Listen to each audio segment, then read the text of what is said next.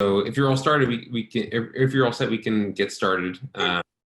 So hello everyone. Good evening. I'm Ezra. I'm one of the Columbia residents, and thank you all for joining Empire Urology and Service Review. We are very lucky this evening to have Dr. Beth Drzewiecki joining us today. She's a pediatric urologist at Montefiore. She did her residency training at Boston University and her fellowship at Vanderbilt. And she specializes in minimally invasive surgery for congenital anomalies of the GU tract in kids. She'll be speaking to us this evening about pediatric GU tumors for the in-service review, focusing on renal tumors. So Dr. Drzewiecki, the floor is all yours. Thank you. Well, it's a pleasure to be here tonight, although I can't really see very many of you at all. And did you do that or did I do that? Oh, okay. So control over the slides. Yeah, I don't know if this is on some weird thing. So anyways, I'm going to be talking about some of the pediatric GU tumors, most notably Wilms, neuroblastoma, and the differential diagnosis for renal mass in a child. I am not a particular oncologic expert, and actually many of these are managed by pediatric surgery in conjunction with urology, but I'll do my best. And if anyone has any questions, I don't know, are you going to monitor the questions in the chat box? I will, yeah. And anyone can feel free to post questions and we'll go through them at the end. Okay, thanks. Okay. So just to give the general differential diagnosis for pediatric retroperitoneal tumors, one of the ones I'd like to mention, one of the benign tumors, is the congenital mesoblastic nephroma. It's the, as I said, it's benign. It's the most common renal tumor of infancy, which is a very important fact for that. It typically has an infiltrative pattern, so it's not sort of a well-circumscribed mass.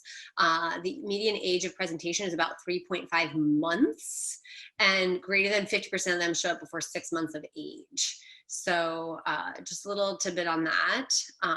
The other benign things that you might see are a multicystic dysplastic kidney or a multilocular cystic nephroma.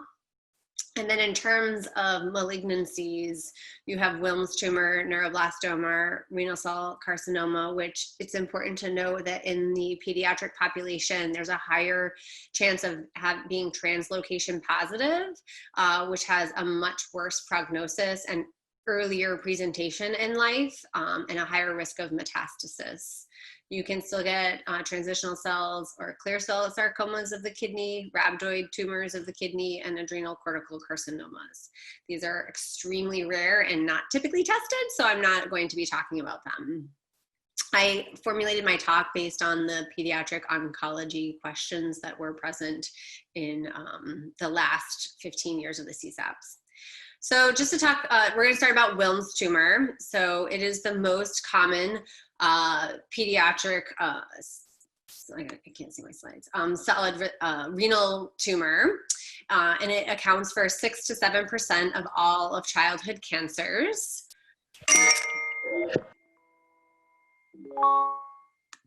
The median age at presentation is 3.5 years.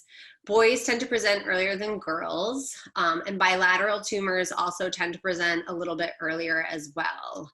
On physical exam, for the most part, they are asymptomatic at presentation, which is also an important finding. For the most common physical exam finding is actually an abdominal mass. Other symptoms include abdominal pain, fever, or hematuria. That's your sort of classic presentation. Your atypical presentation will include symptoms of IVC invasion, such as a varicocele, hepatomegaly, or congestive heart failure, or ascites. And so those things are also evaluated for. And then approximately 25% of patients will also have hypertension as a paraneoplastic syndrome, and that's typically renin mediated, and about 8% may also have von Willebrand's disease. So most of the genetic mutations that occur in Wilms happen at the somatic level, with less than 10% due to a germline mutation. So some of the genetic abnormalities you have are Wilms tumor 1, the Wilms tumor 1 gene, which is on both the Wilms tumor 1 and the Wilms tumor 2 are on the short arm of the chromosome 11. Wilms tumor 1 gene is a zinc finger transcription factor, which is a tumor suppressor gene. And actually, most children with Wilms don't have a WT1 mutation, but many do have GU abnormalities associated with them. When it is present, you see the GU abnormalities. The Wilms tumor 2 gene is much less well characterized, and the actual gene has yet to be identified. Some other newer genes that have come out are the WTX gene, which is on the X chromosome, the long arm of the X chromosome, and that's found to be altered in 15 to 20% of cases. And some other prognostic biomarkers include loss of heterozygosity on chromosome 16q, which is present in 20%, and then the short arm on chromosome 1, loss of heterozygosity and short arm of chromosome 1. And then MYCN copy number gain is also seen in about 13% of tumors and is more common in aplasia. So abnormalities that are linked to the Wilms tumor 1 include aniridia and GU abnormalities. But overall, aniridia only occurs in about 1% of Wilms patients. However, a third of the patients with aniridia will develop a Wilms tumor. On the other hand, GU anomalies show up in about approximately 5% of patients. And these can be isolated, or as in just sort of randomly having hypospadias or renal fusion anomalies, or they can be in a syndromic pattern. The most common being the Dennis-Drash, which is the triad of ambiguous genitalia with renal failure secondary to mesangial sclerosis and Wilms tumor. Approximately 40% of those patients will show up as, will present as normal females. And then the other syndrome is associated is the Wagner syndrome, which is defined by the presence of Wilms, aniridia, and the GU anomalies, as well as mental retardation. So again, 1% of the Wilms patients will have aniridia, but almost 50% with the Wagner will get the Wilms. In Wilms tumor 2, it's most commonly associated with the hemihypertrophy syndromes, most notably Beckman-Wiedemann syndrome, which is with the findings of macroglassia, hemihypertrophy, organomegaly, and Wilms tumor is present in up to 4 to 10% of these patients, but it's 20% of it is bilateral disease. The important thing to note about this is that children that are identified with hemihypertrophy need to be screened with renal ultrasound every 3 months for the development of Wilms tumor. And so that's a pretty aggressive schedule in small children, but it is cost effective and also has the least amount of radiation associated with it. In terms of diagnosing Wilms, with all children, they always start with an ultrasound. It's again does not have radiation, and it's very cost effective. But mostly, what you want to look for on ultrasound is to evaluate the IVC and the renal vein. Again, these things will be better characterized on axial imaging, but it's important to look for these involvements. It's typically followed by either CT or MRI. A lot of that is just dependent on your institution, but most people prefer MRI in children. But the pathologic diagnosis is either done by surgery or biopsy. In terms of pathology, on H&E, so grossly, it tends to compress the adjacent tissue. Often it has a pseudocapsule. It is primarily solitary, and on H&E, you'll see the typical triphasic appearance of the embryonal, the blastemal, the epithelial, and the stromal. And this is another one of the classic findings for it. It's important to note that these tumors tend to be a little fragile, and so there's always the concern of rupturing them during the case. In terms of the histologically, they are classified in terms of favorable, which obviously has a better outcome, and unfavorable, which is also known as anaplasia. And so approximately 5% of the National Wilms Tumor Study Group, 5 patients, had anaplastic findings with gigantic polyploid nuclei, and so they're about 5 times larger than the nuclei in the adjacent cells. The important thing to note about this is that anaplasia, or unfavorable histology, is more has a much poorer prognosis because it's resistant to chemotherapy. It can be diffuse versus diffuse. It can be diffuse versus localized, which is also usually characterized on the pathology report. And in general, when you have a lot of anaplasia, it imparts a higher risk for relapse and death. In terms of pathology, the Wilms tumors are thought to arise from small foci of persistent embryonal tissue known as the nephrogenic rests. The precursor lesions are found in approximately 1/3 of the specimens and are seen in about 1% of all infant autopsies. When multiple rests are present in one kidney, you can expect the presence of bilateral rests. And importantly, in children that are diagnosed with Wilms tumor at less than 1 year of age, the presence of the nephrogenic rests imply an increased risk of developing a contralateral Wilms tumor. And thus it's suggested that these patients should be followed more closely. And so on the right-hand side, you can see where the Wilms tumor is, and then where the nephrogenic rests are. And these would be considered the perilobar nephrogenic rests on this kidney. So the nephrogenic rests are considered to be either intralobar, which means they can be anywhere within the kidney. The intralobular tend to be linked with the 11p13 or the Wilms tumor 1, and also are more commonly found in the Weger and the Dennis Drash. But they are more epithelial and blastemal predominant, whereas the perilobar nephrogenic rests tend to be more along the periphery,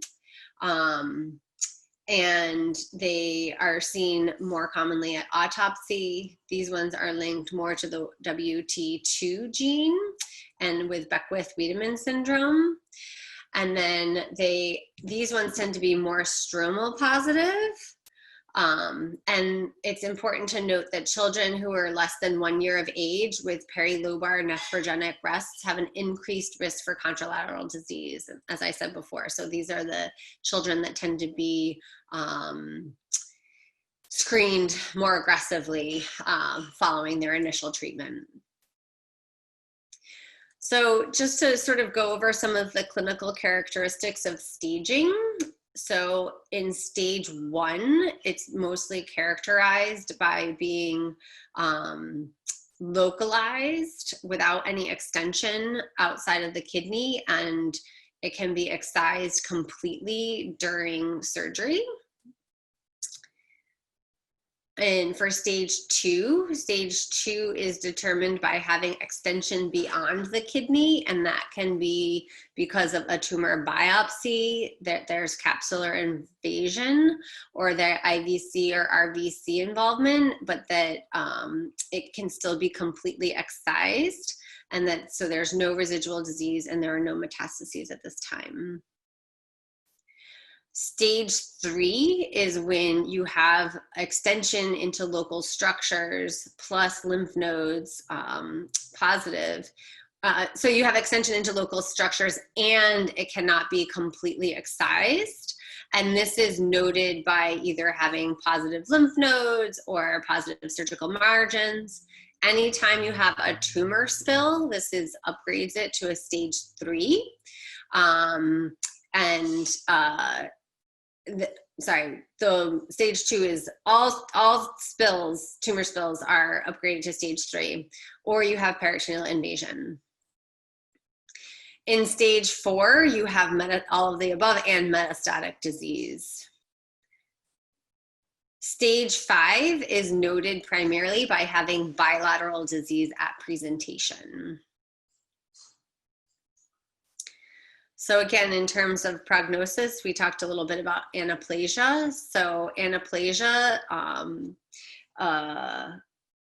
has a much worse prognosis for the patients. And then if there's local recurrence, the 2-year survival tends to be about 43%. And local recurrence is often thought to be secondary to either poor lymph node sampling, that there's significant tumor spillage at the time of surgery, or that there's gross residual disease left over because of the inability to completely excise. Management is multimodal, and so in terms, it usually includes surgery, chemotherapy, and radiation. Surgery is nephrectomy, partial nephrectomy, and sometimes you biopsy. The old COG protocols for stage 5 in the US recommended biopsy of stage 5 of bilateral disease, but that is no longer necessary in order to start treatment. So if you're doing some old CSAP questions, you might see that. Chemotherapy is primarily based on vincristine and actinomycin D is the mainstay, and then also doxorubicin is often included. There's multiple different protocols and for the National Wilms Tumor Study and the COG protocols. So a lot of this will depend on what protocol the patient is put on based on their presentation and grade and stage and those and whatnot. But for the most part, all chemotherapeutic regimens include vincristine and actinomycin, and then if it's stage 3 or above, the doxorubicin is often added in the neoadjuvant chemotherapy protocols as well. Radiation, they've been able to reduce the amount of radiation to the abdomen in down to 10.8 gray and to the chest at 12 gray. And so this is also to try and reduce the secondary malignancies and side effects. So in terms of management, contralateral, it used to be in COG's protocol that contralateral exploration was considered necessary in all unilateral Wilms to evaluate for staging, but that is no longer necessary, and the pre-op CT is considered to be sufficient, pre-op CT or MRI. In the National Wilms Tumor Study, there was 5% of bilateral disease identified, and CT only missed about 7% of the contralateral lesions, which only equates to about 0.35%. So at this point, pre-op axial imaging is considered to be standard. In terms of management, they're favorable. So if you're a stage 1 or stage 2, you can typically just start with initial surgery and then post-op chemotherapy. Again, you know, this will depend on whatever protocol they are on, but most likely vincristine and actinomycin D. Stage 3 or 4 is also treated with nephrectomy if possible. If it's considered to be unresectable because of size initially, then you could start with the neoadjuvant chemotherapy, but typically it's nephrectomy followed by chemotherapy and XRT. If that's only if they have favorable histology or focal anaplasia. If they have diffuse anaplasia, then they have the increase of the other 2 chemotherapeutic agents here. So they're getting 5 chemotherapeutic agents as well as abdominal and chest radiation therapy. The current treatment protocol for stage 5 bilateral disease is to start with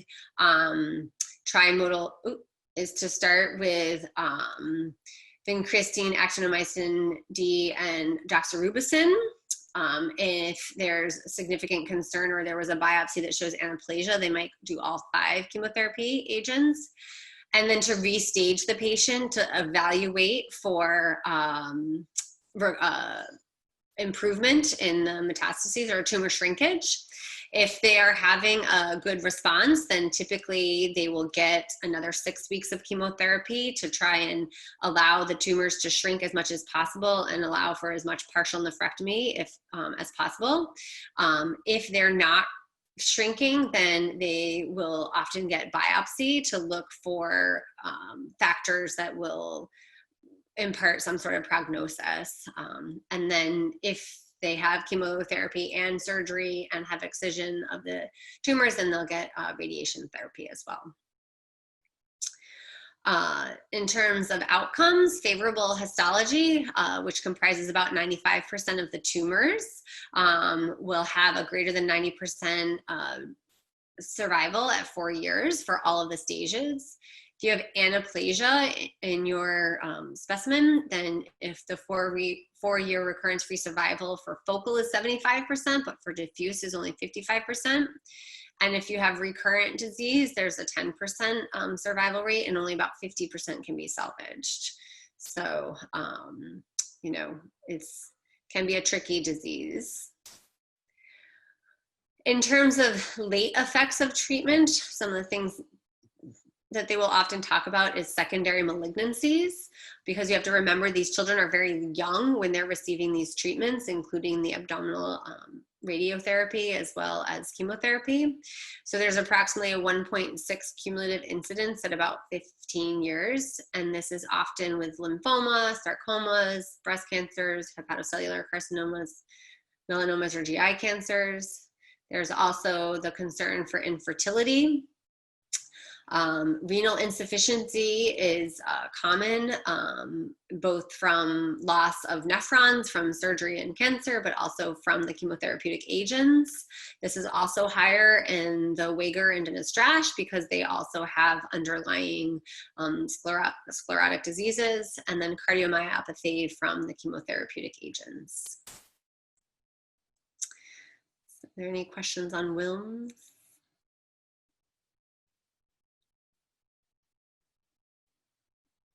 We do have one question here. If you want to take questions on Wilms before moving on. Yeah, that's fine. I don't know if I'm going to be able to answer it, but go ahead. Question: how often do you use genetic testing for WT genes in the diagnosis? I don't think it's commonly used in the diagnosis. I think it's just, generally speaking, genetics, a lot of it is part of just learning about the patient's background. You know, if you presume it's a Wilms, then you'll go on with your treatment, but typically the geneticist will eventually meet with the patient and do the genetic workup. It's just not necessarily part of the initial diagnosis and treatment.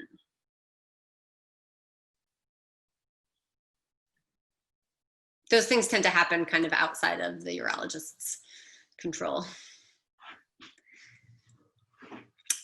So moving on to neuroblastoma, because my understanding is that the money is in these questions here for you guys. So neuroblastoma is actually the most common extracranial solid tumor. I feel like these are kind of like sports stats where they come up with new ways of making it sound like it's the most important thing by saying it's the most common extracranial solid tumor of childhood. It does compromise 8% of all pediatric tumors. So 1 to 2% may be inherited in an autosomal dominant pattern. I think I have some notes on this slide. They are still mostly sporadic mutations, and some of the things that you'll see are the short arm of loss of heterozygosity of the short arm of chromosome 1, chromosomal gain in the long arm of 17, which is seen in 50% of patients, so that's actually quite common, or the translocation of the short arm of chromosome 1 and long arm of 17.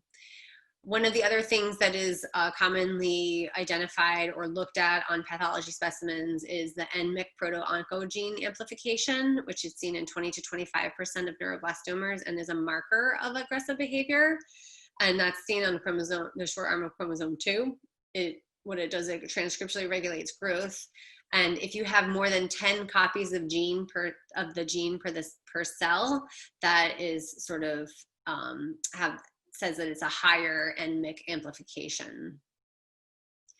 So the median age at presentation is about 21 months. So congenital mesoblastic nephroma is like really young.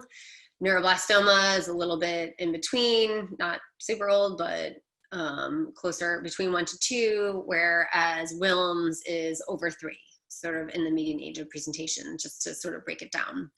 And over 90% of them are diagnosed in the first 5 years. The symptoms tend to be abdominal pain, fever, weight loss, and malaise, and with a palpable abdominal mass. So the key point here is that neuroblastoma patients look ill compared to Wilms tumor patients who, don't act sick and are mostly asymptomatic. The signs are often a palpable abdominal mass or symptoms of the metastatic disease. So again, there are some more paraneoplastic syndromes and everything. And so this is what kind of makes the kids look sick.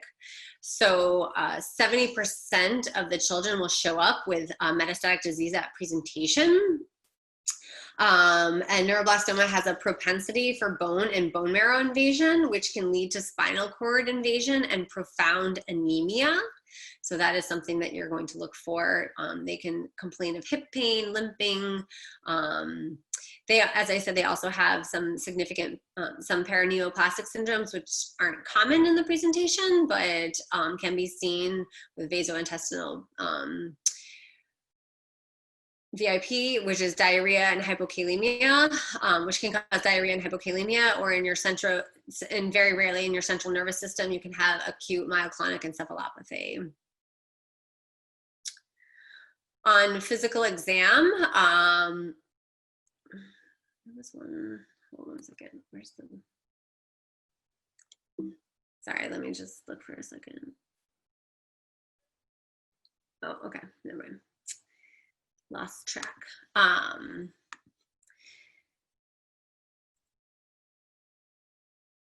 And you do a physical exam finding, you have a palpable abdominal mass, which is usually fixed. So that's another, as again, compared to the Wilms tumor, which even though it's a solid mass, it is not typically fixed. And like I said, it's at risk for rupture. You're going to do a laboratory workup, and what you're looking for on CBC is anemia. You want to look for elevated LFTs for liver mets, and greater than 90% express HVA and VMA in the urine. So you're definitely going to look for urinary catecholamines. So approximately 75% of all neuroblastomas are present in the abdomen, and they are derived from the neurocrest cells, which are along the sympathetic chain. So you can see them in the neck, the thorax, the abdomen, and the pelvis, but like I said, 75% are in the abdomen, and 50% of those are in the adrenal glands, and the other 25% in the abdominal sympathetic chain. Again, trying to look at staging in a way that it makes sense. Stage 1 is where you have a localized tumor and you have complete excision without any ipsilateral lymph nodes.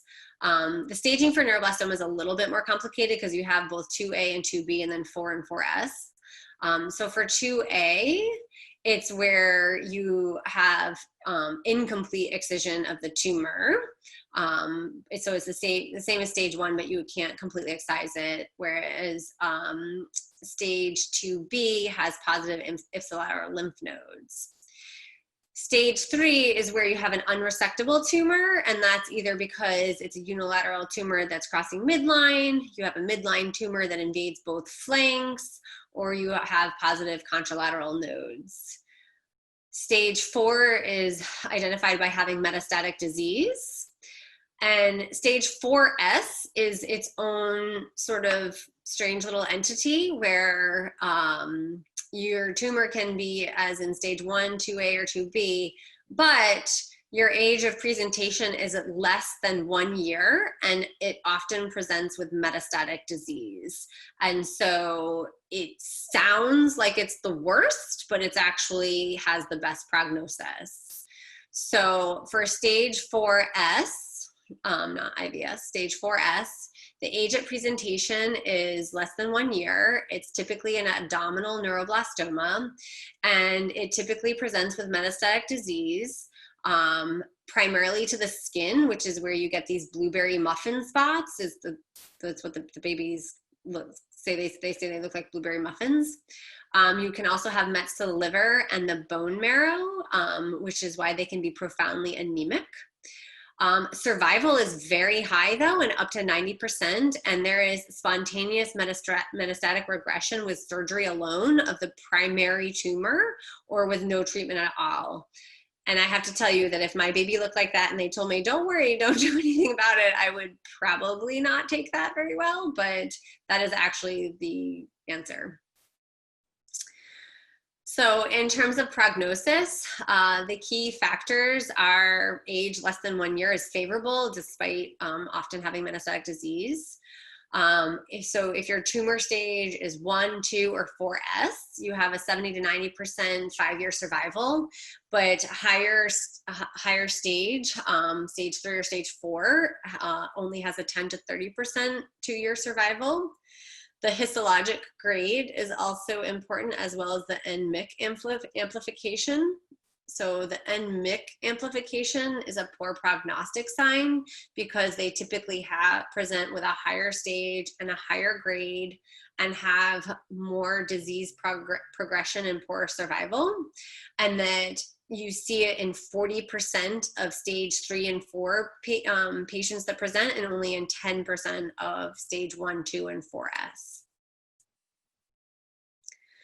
So again, going back to some of the chromosomal abnormalities, the gain of 17q, or the long arm of 17, is usually more commonly seen in advanced disease. And this tends to be an independent predictor of worse survival. So the 5-year survival is 30% versus 86%. And then the DNA content can affect their response to chemo. So if they're diploid, it's poor, whereas poor response to chemotherapy versus hyperdiploid, which is favorable. And that's something that will come up on the path report. In terms of management, so stage 1 is surgical excision alone, and that can be primary treatment, which stage 1 is defined by the ability to completely resect the tumor.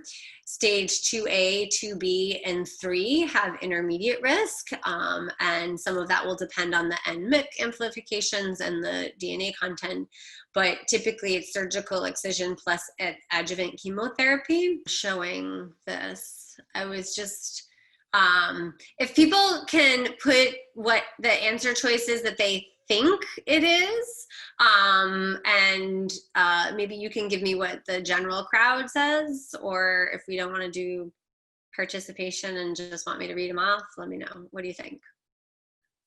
Because I can't really call on people. Oh, you're on mute. You're on mute. Oh, sorry. We have not been doing participation, but we can Okay. if you'd like. Maybe see. So what I tried to do when I did these questions was I put the question up, and then I kind of tried to highlight the things that they're trying to ask you that should pick out to you in the question. So the first question is, a 3-year-old boy has a 12-centimeter solid renal mass with a normal right kidney. During left nephrectomy, the tumor capsule is ruptured with minimal tumor spillage, but there is complete resection. Pathology is favorable histology Wilms with negative nodes. The next step is, and so when you look at the root, the things that you should look at are that there's a unilateral mass, so it's not stage 5, but there is the tumor capsule rupture, there is tumor spillage, so that automatically makes it stage 3, but there is complete resection, so it's stage 3 even though there was complete resection of a unilateral tumor. So, and that there's favorable histology. So the answer is C, which is, or just kidding, D, which is dactynomycin, vincristine, doxorubicin, and XRT.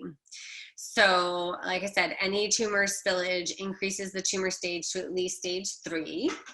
The NWTS-3 demonstrated that favorable histology stage 3, that 10.8 gray of the abdominal radiation was as effective as 20 gray if doxorubicin was added. So the addition of the other agent allowed the amount of radiation to go down.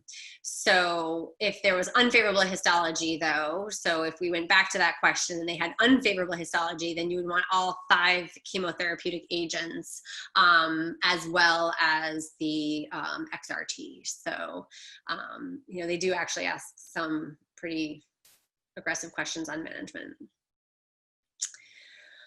A neonatal boy has a solid 4-centimeter renal mass with no other abnormalities. The contralateral kidney is normal. The next step is, so again, this is a neonatal, so a newborn baby with a solid mass and a normal contralateral kidney.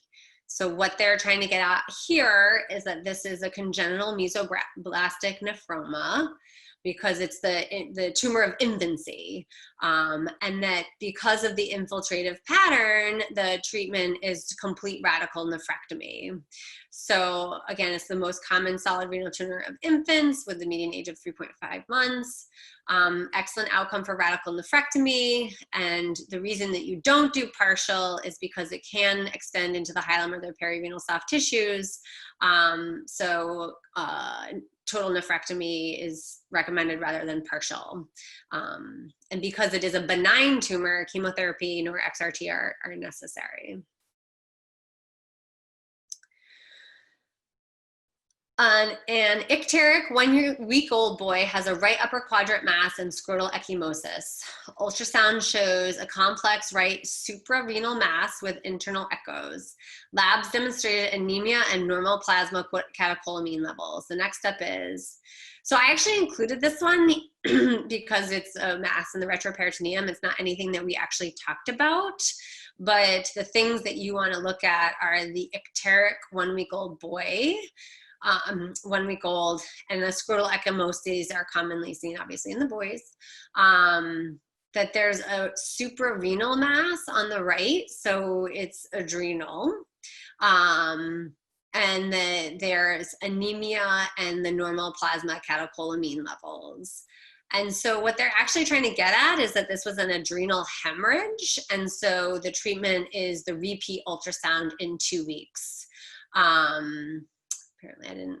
So this patient had an adrenal hemorrhage, and the classic triad here is mass, anemia, and jaundice. So they're trying to throw you off a little bit with by throwing the catecholamines in, and you know, the scrotal ecchymosis. You know, you can think of those blueberry spots, but really this is when you see the mass, anemia, and jaundice, that's the adrenal hemorrhage. So ultrasound is the best way to confirm it, and there's nothing to do. It will just completely resolve in a few months. So this is like the trick question.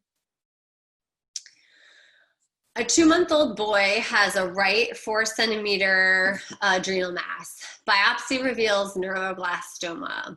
There are metastases to the skin, liver, and bone marrow.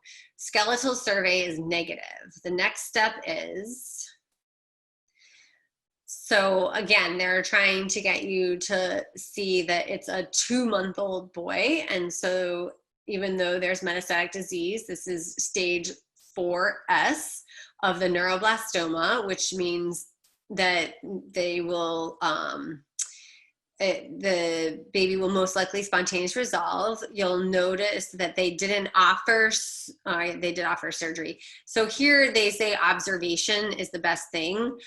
In some situations, they do recommend excision of the primary tumor, but for the most part, observation alone in children less than 1 is usually sufficient, and the metastases will spontaneously regress. Like I said, if my baby had that blueberry look to it, I would probably not be very happy with that, but that is what happens. In other kids, older kids, you would also do chemotherapy. So, because it's metastatic disease. So if the child was over 1 in the same question route, then you would go to neoadjuvant chemotherapy followed by surgery. A newborn boy has a left-sided abdominal mass. Ultrasound reveals an infiltrative mass replacing the lower third of the left kidney.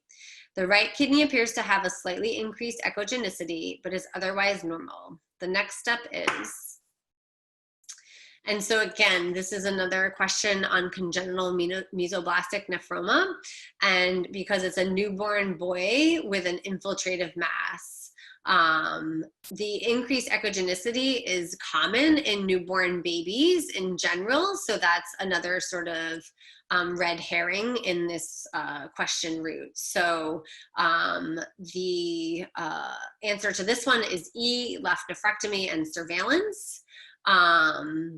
And the way that you distinguish it is from the patient's age and the infiltrative pattern compared to the compression of the renal architecture. The median age of time of diagnosis, again, is 3.5 months. This question route talks about the fact that there are 2 types of mesoblastic nephroma, the classic type, which is far more common, and if the surgical margins are negative, rarely recurs. But then there's the cellular variant, which consists of atypical spindle cells with frequent mitotic figures and necrosis, and it's considered a variant of fibrosarcoma, and has a higher chance of having local recurrence and widespread mets. And so in that situation, they have a higher surveillance protocol for these kids if you have the cellular. So they would actually recommend more axial imaging for those patients. A 2-year-old girl has a large abdominal mass. The chest and abdominal CT scans show clear lung fields with a 12-centimeter tumor arising from the center of the right kidney and 2 to 3 centimeter, I don't know what that 52O is there, exophytic tumors in the mid and lower poles of the left kidney. The next step is, so again, what they're trying to get you to see here is that you have a 2-year-old girl with a 12-centimeter mass from the right kidney, so, and bilateral tumors, basically. And so in this situation, the most likely diagnosis is still Wilms tumor, because remember how I said bilateral tumors tend to present earlier than unilateral tumors. And so she has stage 5 disease, which is recommended to initiate chemotherapy for 6 weeks. And without the need for renal biopsy, which is a change in management from, a decade ago. So the response to chemo is assessed after 6 weeks by axial imaging. And if you are having tumor shrinkage, you can allow the surgeon to assess for the feasibility of renal sparing surgery. Most often, if they are responding to chemo, then they give them another 6 weeks of chemo to see how small they can get the tumors and allow for maximal salvage. But if your tumors are not responding to therapy, then typically they require bilateral open renal biopsy and lymph node sampling to determine the histopathology and guide further management. So a lot of times these are when they'll go on more salvage research protocols to try and determine if they can improve the outcome. A 10-month-old girl undergoes the left nephrectomy for Wilms tumor. The right kidney is normal at the time of surgery. Pathology reveals the presence of perilobar nephrogenic rests. She is at increased risk for. So again, the other thing I should have highlighted on this one is that she's 10-month-old, so she's less than 1 year with the perilobar nephrogenic rests. So again, this increases her chance of having a metachronous Wilms tumor. And so the answer is C, but approximately 1% of children with unilateral Wilms will develop contralateral disease, but children that are younger than 12 months who have nephrogenic rests, particularly perilobar, have a markedly increase of developing contralateral disease. So they require frequent and regular surveillance for several years, and according, the reason the other answers are wrong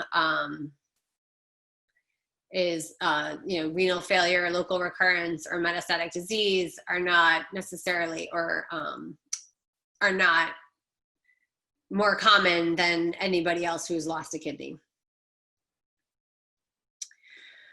So in a 3-year-old boy, a partial nephrectomy is the most appropriate treatment for.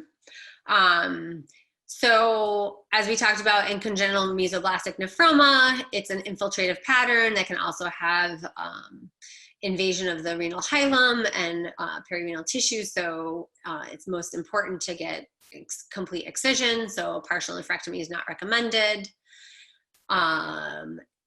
Stage 1 rhabdoid tumor, lymphoma, or stage 3 neuroblastoma, none of those things are acceptable for a partial nephrectomy. So the answer is stage 5. What they're really trying to get you at here is just the fact that it's a partial nephrectomy. And so the stage 5 Wilms tumor is the correct answer because the mesoblastic nephromas are infiltrative.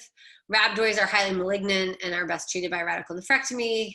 Lymphomas are usually treated by systemic chemotherapy, and neuroblastomas actually rarely involve the kidney. But if it involves the renal hilum, a radical nephrectomy is often necessary. So again, partial is just not typically a treatment regimen for all of those other things. A 3-year-old girl has an abdominal mass and periorbital ecchymosis. These findings are most suggestive of, and so what they're trying to get you to look at is the abdominal mass and the periorbital ecchymosis. So tuberous sclerosis can have angiofibromas on the face, but those are usually in the nasolabial folds. Wilms tumor does not usually have any metastases to the eyes. Hodgkin's and leukemia also do not. So the answer is neuroblastoma. So again, more than half of these originate from the abdomen, have a palpable abdominal mass. Periorbital metastatic disease is common, which causes periorbital edema, proptosis, and raccoon-like ecchymosis. And so, as I said, the TS is associated with facial lesions, but just not in the same area. Renal angiomyolipomas can occur in 40% of patients with TS.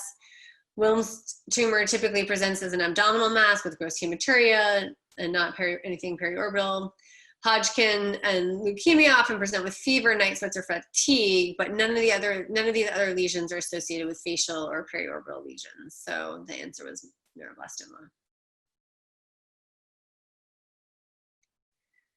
A 6-week-old boy has a large palpable right abdominal mass. The ultrasound demonstrates a fluid-filled mass with multiple cystic lucencies. A renal scan shows no uptake of the right kidney and a normal left kidney. He has moderate respiratory distress and an elevated right hemidiaphragm. The most appropriate therapy is. And so what they're trying to get you at here is that this is a small baby that was most likely born with an abnormality of the kidney with multiple cystic lucencies. The renal scan does not show any uptake of the right kidney, which eliminates the possibility for a UPJ obstruction. And that the fact that the patient is symptomatic from this with moderate respiratory distress and an elevated right hemidiaphragm suggests that the baby's going to need treatment. So the most appropriate therapy is going to be the right nephrectomy, since this is a diagnosis of multicystic dysplastic kidney. So for the most part, you leave those alone. And just in general, observation is usually a good go-to answer for the peds questions. But in a child that has either hypertension, a solid mass, or significant respiratory or GI compromise, you might need to remove the kidney to alleviate these problems.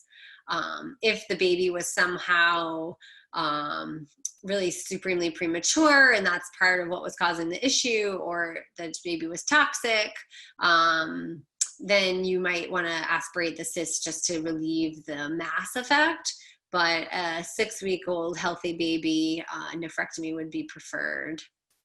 The fact that there's no function on the renogram, even if it was a UPJ, eliminates the possibility that it would be salvageable. Sometimes a really bad UPJ obstruction can look like a multicystic dysplastic kidney. Typically, there's still that large central dilated calyx, renal pelvis, that prevents the diagnosis of multicystic dysplastic kidney. And so next question, 2-day-old, 4.5 kilogram girl has gross hematuria. A right flank mass is palpable. The CBC shows thrombocytopenia. The most likely diagnosis is, so what they're trying to get you to look at here is that this is a really big baby. A 4.5 kilogram baby is about 10 and a half pounds, if not 11, and has gross hematuria with a flank mass. The thrombocytopenia is also a give off that the baby most likely has the renal vein thrombosis. So in terms of the answer, so it's a large infant, which is associated with maternal diabetes. The history of the maternal diabetes and the abdominal mass make the diagnosis of renal vein thrombosis most likely. And thrombocytopenia is characteristic of the renal vein thrombosis. Renal artery thrombosis is typically seen when you have an indwelling umbilical artery catheter, but can also result in a mass and hematuria, but without the thrombocytopenia. A congenital mesoblastic nephroma is the solid renal mass, but not usually associated with hematuria or thrombocytopenia. Henoxylene purpura is a systemic vasculitis, but usually presents much later on in life, and you'll have a purpuric rash, abdominal pain with GI bleeding, arthritis. It's defined by the triad of the microangiopathic hemolytic anemia and thrombocytopenia and acute renal failure that typically occurs after an enterocolitis with E. coli. So again, large baby, newborn, and the thrombocytopenia for the renal vein, but still throwing you off with the renal mass. I think this is the last question. A 2-year-old boy with hemihypertrophy should undergo. And so again, the hemihypertrophy is the biggest clue in this question route. And as we talked about, they're at really high risk for developing Wilms tumor, typically based on a WT2 genetic abnormality. And so the recommendations are renal sonograms every 3 months. So the best screening method is the ultrasound because it doesn't have any radiation or excessive cost. When you do axial imaging, so on babies, especially MRIs, which are better because they also don't have radiation, but then you typically have to sedate or intubate or give general anesthesia to the baby. So you don't really want to be doing that every 3 months. And so the sonogram is pretty good at identifying the masses, but because they can grow quickly, you have to do it very regularly. So again, this is something where you have to have a family that's going to be pretty diligent in coming back. Oh, one more. A 1-year-old hypertensive boy has a fixed abdominal mass. The most likely diagnosis is, and again, here they're looking at the hypertensive 1-year-old and a fixed abdominal mass. And so, what they're trying to get you to go towards is that a congenital mesoblastic nephroma is usually a little too old for this. A 1-year-old is, not a little bit older. It's a little bit younger for Wilms. A neuroblastoma is often associated with a fixed abdominal mass. The pheochromocytoma, possible, but usually they're very small lesions, so you wouldn't really have a fixed abdominal mass. And autosomal recessive polycystic kidney disease is typically bilateral, and that while the kidneys are enlarged, they're typically not fixed abdominal masses. So the answer is neuroblastoma, where 50% of these tumors are in children under the age of 2. They are typically large, hard, and fixed with the paraneoplastic syndromes. And again, they typically have positive urinary catecholamines, which can mimic a pheochromocytoma. Pheos tend not to be large masses, and they present in older children. And the Wilms tumor is older with smooth and less fixed. You can see hypertension in that, but again, the fixed mass is what sort of puts you away from that. And that's it.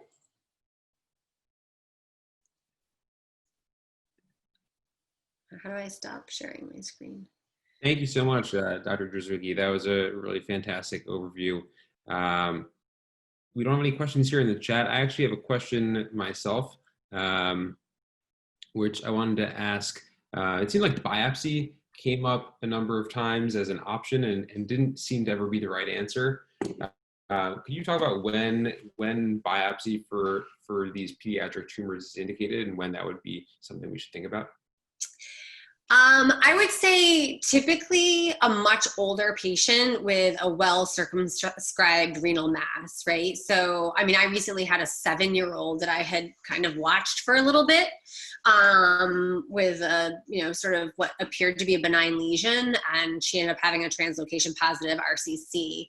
But again, all of the things that I talked about were much younger than that, and none of them are really recommended to have a biopsy. So, I think if you're seeing that on the test, I would want it to be a much older patient with a very isolated lesion in a solitary kidney, not bilateral disease, but just like sort of what you would more typically see for like an adult renal cell.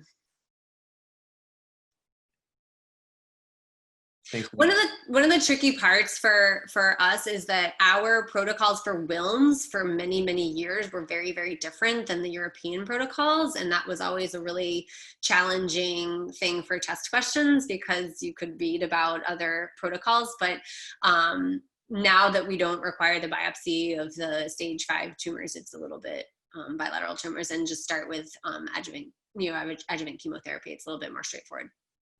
Mm-hmm.